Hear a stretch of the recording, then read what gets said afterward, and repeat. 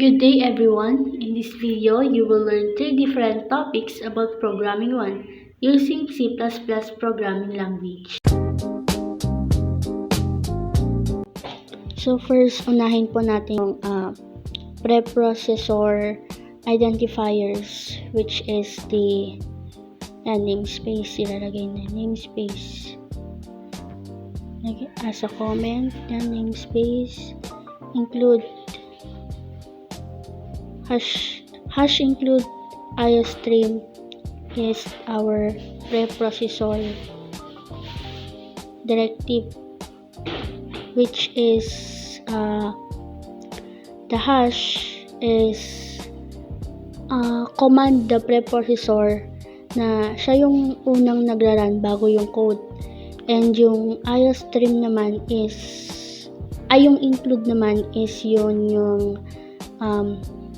direct the preprocessor na i-insert yung content into a iostream, and yung std naman is yun yung standard component para hindi mo na siya ilalagay per line para mag-cout kanon.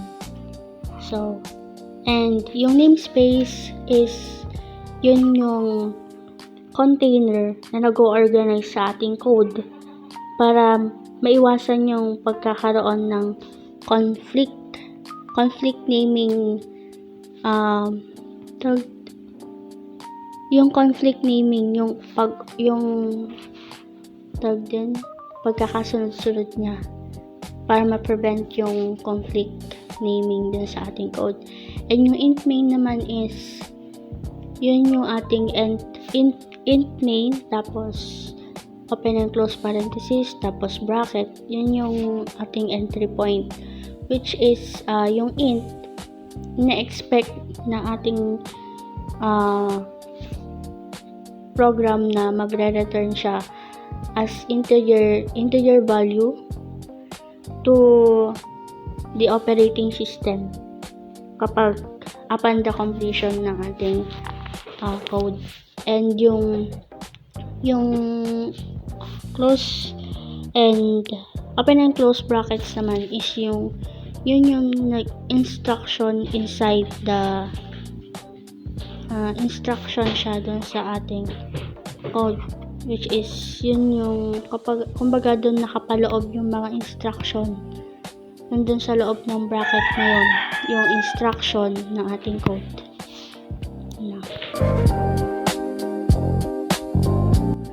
So yun guys, dito naman po tayo sa cout, which means character out. Mag-display tayo ng character or string words sa ating gamit ang programming language na C++, and ilagay natin dito sa coding natin na character out and character out insertion operator hello world. Kailangan natin ng string para ma-identify dyan sa string, and kapag sini-out natin, nirun natin yan, ayun nga, kailangan din natin na return 0.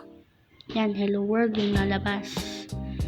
Pag pinalitan din natin yung string ng pwede natin palitan yan ng Ohio, kailangan naka-cout siya, tapos less than kung naiintindihan nyo para maalala. So Ohio yung lalabas. Sa atin namang basic input, which is character input, yung user maglalagay ng value sa isang variable, which is yung name, yung nasa string, yung data types. Naglagay natin ng string and name. Bakit pa string? Kasi words yung ilalagay natin sa as our identifier na name. Okay, name, what is your name? Character out, mag-CCA, hihingi siya ng value ng name, and yung name na lagay ng value is yun yung ilalabas niya. Katulad nito, what is your name? What is your name? ilalagay niya is Aryan. So, yung Aryan is malalagay dun sa name. Yun na yung value ng name. Yun na yung value ng name. Kaya hindi na name yung ilalabas niya, kundi Aryan. Tapos, character out niya, your name, tapos idudugtong niya yung your name is, dudugtong niya yung variable na name, which is may laman na Aryan. Kaya, your name is Aryan. Imbis na name ilalagay niya, Aryan, yung name yung i-see out niya, Aryan yung i-see out niya kasi yun na yung value ng name. Yun lang. So, ayan, ito na natin ilagay sa baba. Ito naman tayo sa simple selection. If and else. Ito yung conditional statement na kung saan yung result na lang is nafo-fall between true or false. Yan lang yun. Kung true, ilalabas niya yung condition yung sa may bandang if, and kung false, sa may else. Yung tignan natin dito. Int, bakit ba int nilagay natin? Kasi whole number yung ilalagay natin as value ng ating identifier na age. Tama ba ako? Identifier, age, variable.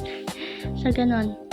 Int, kaya din natin maglagay ng legal age. Lagay natin.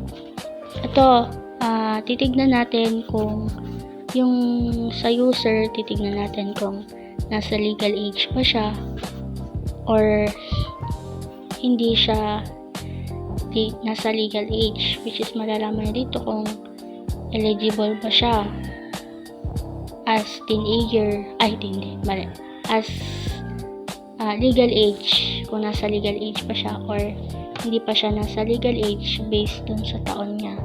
Ito dito natin, if yung ating age nakalagay dito is greater than or equal to age which is 18, ang i-see out niya daw ay you are eligible, which is eligible siya as being legal, kumbaga ang tawag na doon legal or hindi na siya minor, parang ganon. And yung else naman is ayan, galatin pa rin ng bracket yan para magkaroon tayo, hindi mag-conflict yung process. Always, yan. Sa if, kailangan ng open and close parenthesis, which is diyan milalagay yung condition.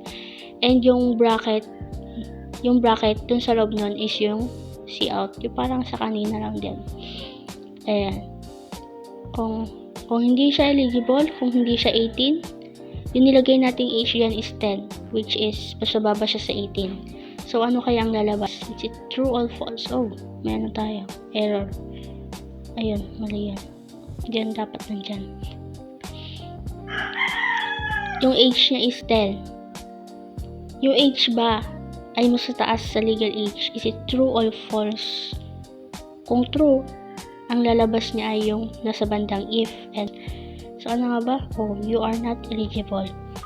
Which is, hindi siya greater than 18 kasi 10 yung nilagay nating age yan. Paano kung ilalagay natin is 18? Is it greater than or equal to 18? Which is the legal age? Is it true or false? True.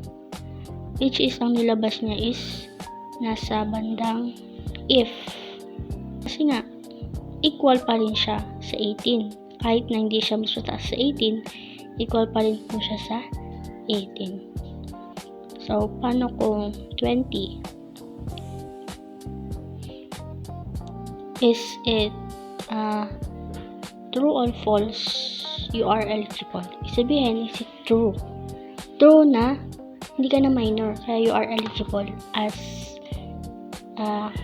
in a legal age era, parang gano'n. So, this example is about simple selection ng if and So ito guys, dito naman tayo sa multiple selection which is else if ladder. Ito kung yung kanina is simple condition statement lang yung if and else. Dito naman is maraming pwedeng maging true and marami siyang pwedeng pagpilian. Yan. Kung yung age naman daw natin is less than or equal, less than mean, which is 5, yung lalabas na age is less than mean. Kung true naman yung nasa pangalawa, is yun naman yung ilalabas niya. Else if, kung true din yung pangatlong else if, is yun din naman yung ilalabas niya. Age is greater than max. Tapos, kung yung else naman nasa dulo, yun naman na yung kapag wala sa lahat ng conditional statement na nasa taas. Wala sa lahat, wala sa taas. Wala yung false lahat ng nasa taas. Else yung ilalabas na which not valid, parang ganun. So, itry natin. Ayan. Meron tayo dito sa pangalawang else if. Nakalagay dyan is end. Logical siya. Yung end na yan represent na dapat age is greater than mean. Tama siya. Tapos yung age is less than max. Dapat pareho siyang tama, pareho siyang true para maging true. Pero kapag yung isa ay mali, hindi siya true. At yung isa naman ay hindi siya true at yung isa naman ay true, which is opposite sila, hindi siya lalabas, hindi siya in range. Kung baga nito, age, nilagay natin age is 21. So, mas mataas siya sa mean. Age is greater than mean. And age is less than max. Less than pa siya sa max. So, hindi. So, false. So, hindi yan lalabas. Ang naman dito, sa pinakauna naman sa if, age is less than mean, so hindi rin siya. What if age is greater than max? Yun. Yung age ba natin na 21 mas mataas sa max na 20? Tignan natin.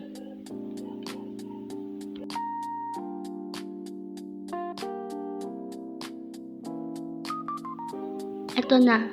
Age is greater than max. Kasi nga yung 21 natin as mas mataas sa max na 20. What if 10?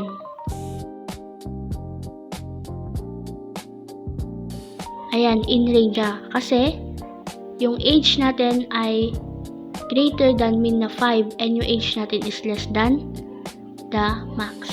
What if 4 naman yung ilagay natin? Is it less than mean? Age is less than mean kasi mas mababa siya sa mean na 5 eh hindi naman siya mas mataas sa 20. And now let's proceed with the nested if.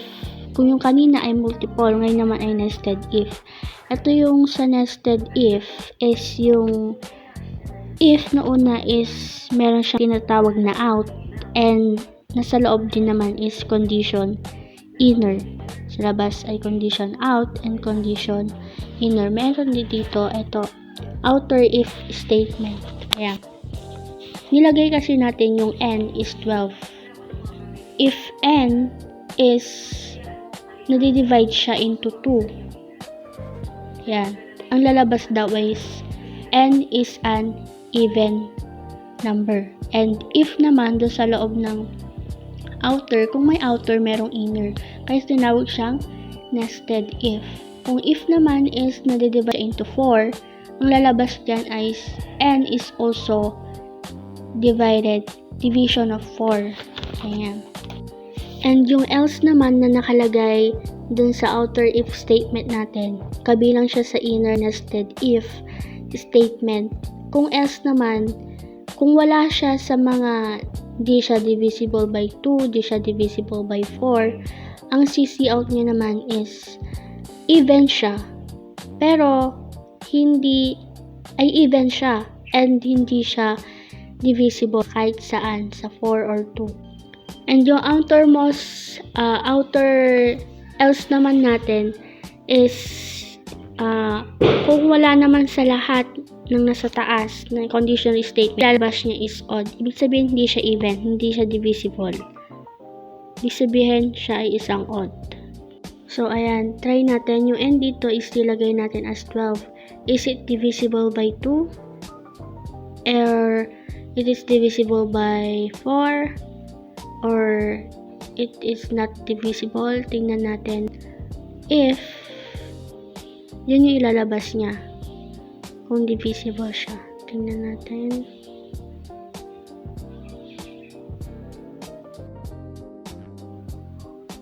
Ayun, lumabas. 12 is an even number and 12 is also divisible by 4. Yan.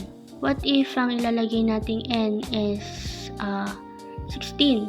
Divisible ba siya kay 2 or divisible ba siya kay 4? Kung 2 daw is even and 4 is divisible by 4 ang ilalabas niya.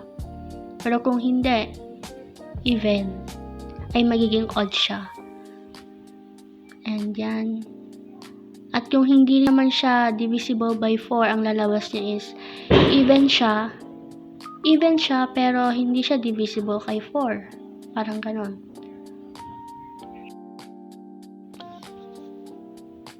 So, ayan. 16 is even number, divisible siya kay 4. Nadi-divide siya into 4. So, what if yung n natin is palitan natin ng 15? And nadi-divide siya into 2. Kung nadi-divide siya into 2, even siya. And 4, divide siya sa 4. Divisible siya kay 4. Kung hindi naman, magiging odd siya. So, ayan. 15 is an odd number kasi hindi siya nadi-divide into 4 and hindi din siya nadi-divide into 2. Ayun lang, yun nested if.